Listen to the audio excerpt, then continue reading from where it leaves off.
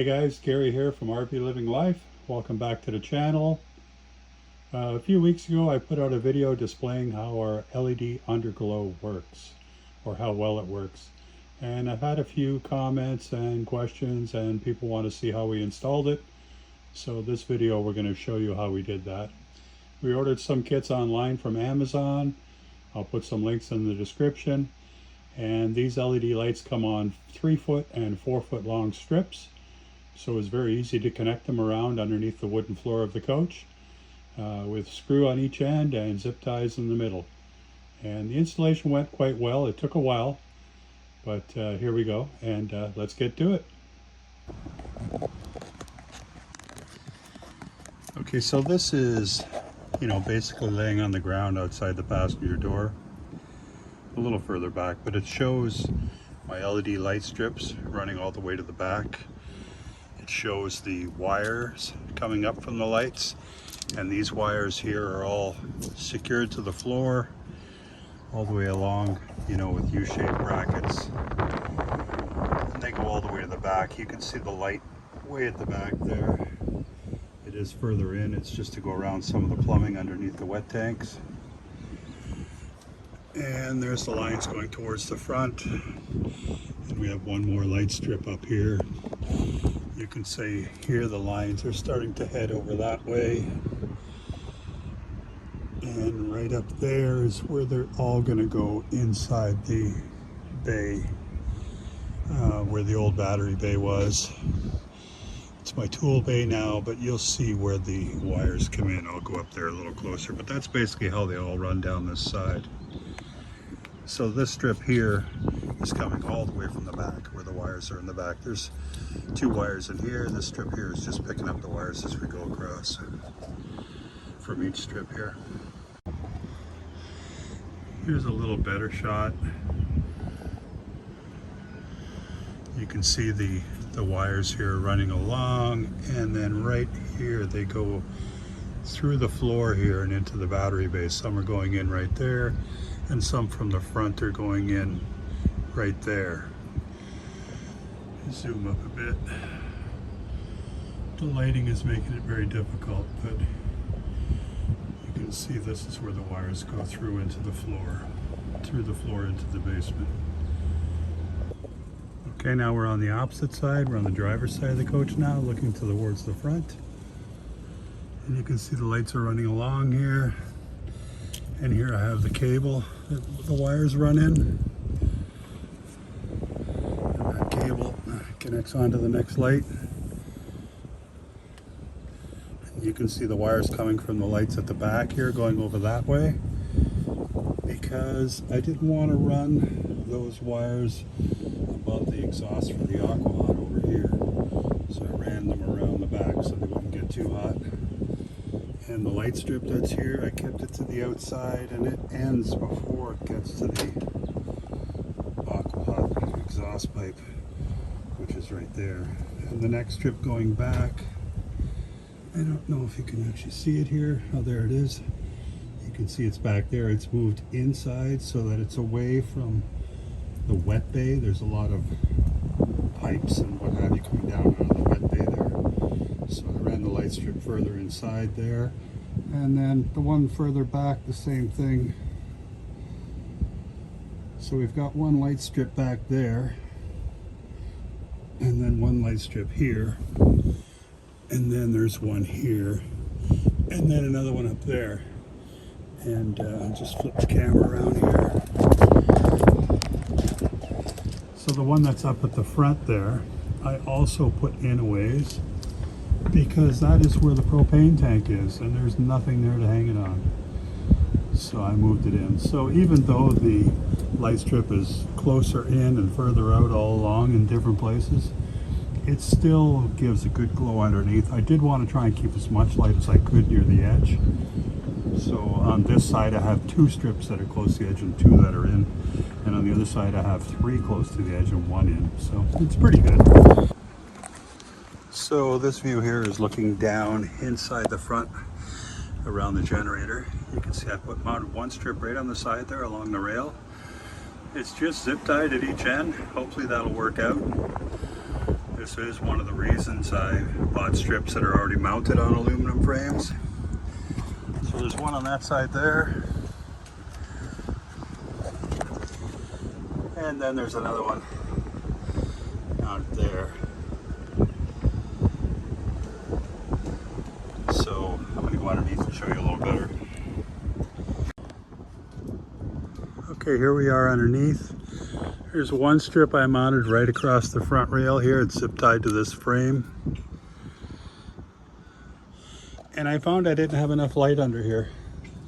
So I mounted another strip right along there for the back. Now it's attached to the frame, you know, in about 8 or 10 inches in from each side. Hopefully that works out. So far with driving, you know, everything still seems to work out. And you can see that that's the 2 strips going that way. Now I've got one on the outside of the frame here going all the way along, and then over there behind that rail over there, there's another one which I showed you separately. So I've got the lights up here just like in a big square, and that does seem to light the front up pretty good. Now we're looking at the very back of the coach. I put 2 strips on this side right here. This is the patio side, and they're just a couple holes drilled in the metal there and zip tied. I used a lot of zip ties on this, but it worked out well. And then you can see there's one on the other side over there. I don't know how well you can see that, but it is lit there. So there's one on that side in the middle, because the only place I could mount it was on the bottom of that fan shroud. And I had that fan going, and I had my hand there, and I could feel that it hardly vibrates at all, surprisingly. So seems pretty secure. And then there's the other one that's on the back here. And this is right up in the rear engine bay. And that one there really lights the back end up well. So I've got one there, one way over there, and 2 on this side. And the ones on this side are 2 shorter ones than the other ones, but still, get good even lighting all the way around. So I know when you look at long LED strips like this and long cables attached to the floor underside, it looks relatively easy to do, and it is in those areas. But you also have to keep in mind 90% of your time is going to be spent on your back, crawling underneath, hooking up lines, wrapping them together inside of a wire wrap, zip tying the wire wrap shut, and then connecting it all underneath the coach. It's quite a bit of work. Now you can see I've got the cabling up inside the back of the battery bay, the old battery bay. This is where all the wires come up through the floor from underneath. And here I am just bundling everything up nice and neat. I'm putting zip ties around it all. Then I'm clipping off the ends of the zip ties. Give it a quick little vacuum. And that section is nice and neat and ready to go. Okay, I've got all the wiring from down underneath coming through the back of the back of this box here. I've got my toolbox there. The cables come in behind it, come up the side in here. There's quite a bit of it bundled up in there that I have to clean up. And then it comes through a hole in the wall and it comes into here. So here's the disaster of all the wires coming from all over the coach. But it's really not that bad. There's 4 packs here that the Bluetooth picks up on, and you can operate them from your phone. And you can also play music and have lights go with the music, what have you. It's a little silly, but it does that. Up here you can see the Bluetooth lights are on, and down here there's another hole for each speaker. Problem is, if you put all this in here and you close the door, any music playing outside is not heard. So I want to hook all this up to like a, excuse the vehicle going by, I want to hook all this up onto like a board or something, attach it in there and clean up all the wires, so I have like maybe one long cable coming out to the back of the board.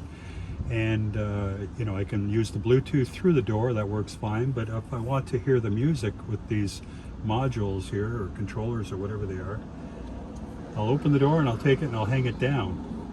and then I'll close the door again, because I don't really want to leave my door open when we're, you know, playing music and what have you.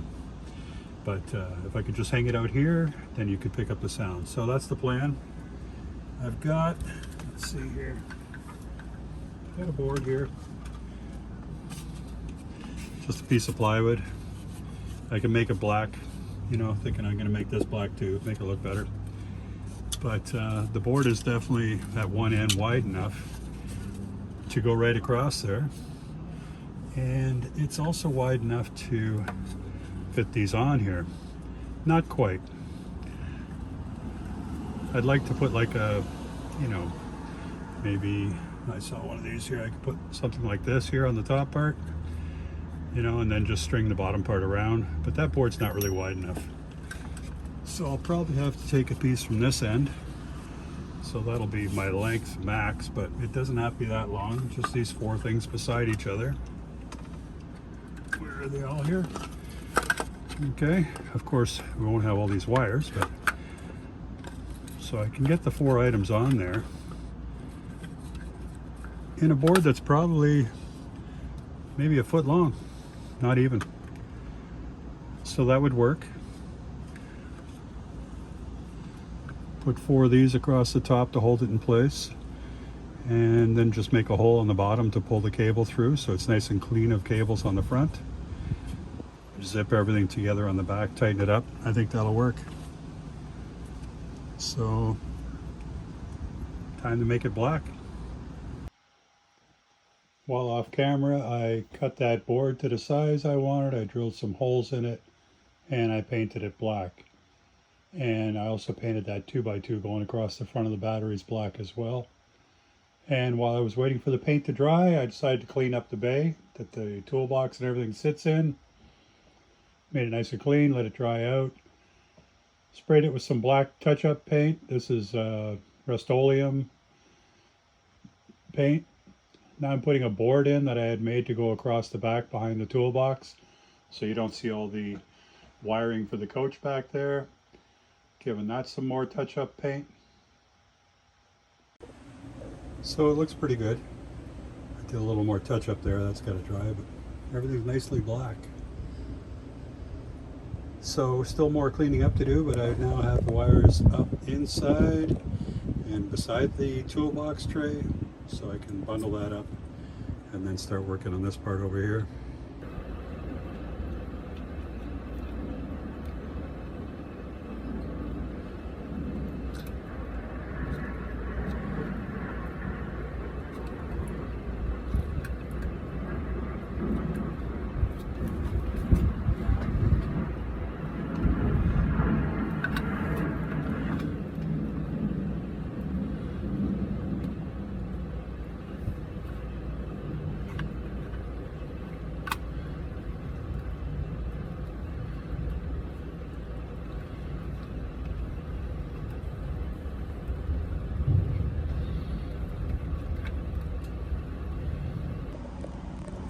Okay, I seem to have that looking pretty good, and I ran all the cables bundled through the wall here, and I have the cables bundled coming through the wall back there, and now I just have this mess here.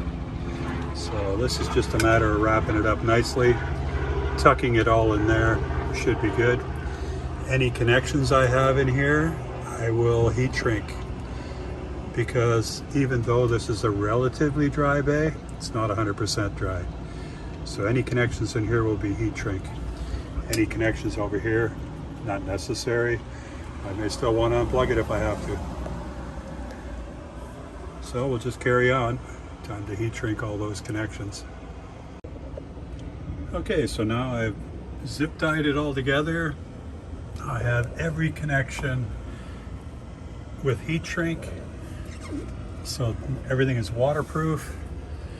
And I should be able to just tuck it in here, out of the way, and there we go. Okay, I have all my controllers for my LED lights, my underglow, right here on this board. I made this board on a cable so I can hang it outside the rig when I want to pick up sound from the outside, because the lights will go to music. You could see the purple underglow there, it's on now. And I ran the power wire up inside here and across, and I put the red onto the positive power bar and the black onto the negative power bar, so everything's secure. I've got one 10 amp fuse on everything. According to the kits, there's a 10 amp fuse with each one of them, but I don't think I need 4 10 amp fuses for such an LED system. Worst case scenarios, I'll have to, if the fuse blows, I'll have to put, you know, more fuses. I wouldn't go beyond 10 amp, but I could run 2 fuses or 4 fuses, but I think one will do. So that's it. It's all set up and ready to go. Okay, it looks pretty good. I've got the wire wrapped over here. I wrapped around the wire cable that was there, and now I have it here. Still, you know, lots of wires on the back, but all neatly wound up. Looks good here. And when I want to play music outside, I can just hang it down like this, and when I close the door, it just squeezes that, and I can play music outside and the lights go. Because if I leave it inside, it doesn't hear the music outside unless I have the door open, and I don't like to do that. But it looks really good, and I'm enjoying this, as you can see in the upcoming video.